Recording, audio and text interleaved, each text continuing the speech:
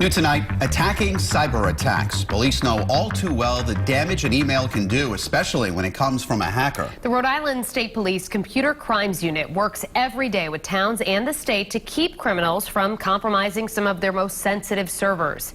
Eyewitness News reporter Kim Kalunian is learning more about how they're trying to prevent cyber attacks and what happens when one occurs. It's a story you'll see only on Eyewitness News. In 2020, the risk of a cyber attack against an institution is high. That's why the State Police Joint Cyber Task Force is working with state and city employees to help protect the organizations they work for.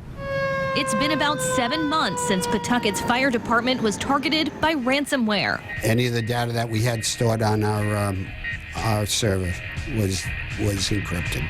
Fire Chief William Sisson says they're still recovering after malicious software locked up their data. Ransomware most often comes from scam emails. Once you click a link, the virus embeds itself into your computer, where it can stay dormant for weeks until it activates, holding your data hostage. In Pawtucket's case, hackers demanded money in exchange for 3 to 4 years worth of information, including fire reports and call logs stored on their server.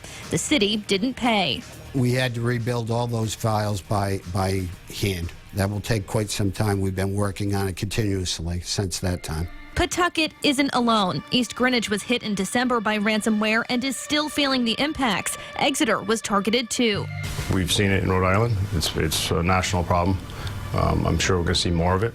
Rhode Island State Police Lieutenant Eric Yell of the Computer Crimes Unit says in all, he's aware of 7 Rhode Island cities and towns that have been hit by ransomware since April. They are popular targets because of limited resources. Hackers demanded more than $5 million from New Bedford last year. The city didn't pay, but Coventry Public Schools did, shelling out about $200,000 when they were targeted in July. Should these municipalities or anyone who's a victim of ransomware be paying the ransom? Absolutely not.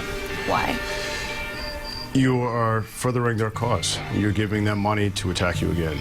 With a presidential election on the horizon, security has been a major priority for Secretary of State Nellie Gorbea, the state's top election official. Rhode Island spent close to $600,000 to overhaul the state's central voter registration database and allocated another $100,000 to help cities and towns upgrade and secure their systems. Strengthening the cybersecurity of our local cities and towns is critical to making sure that all of our government systems work well, whether it be the central voter registration system, our health department, because a bad actor can come in through any email address into a city or town and then from there piggyback on to the state systems and really do a lot of damage. I'm confident in the system that's in place right now.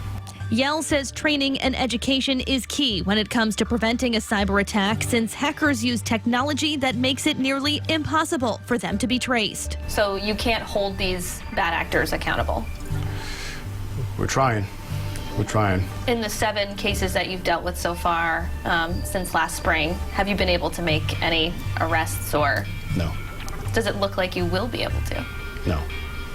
We reached out to every city and town to find out what their cybersecurity protocol and training is. To find out what's being done in your community and to learn how to protect your own data, you can head to our website, WPRI.com. I'm Kim Kalunian, Eyewitness News.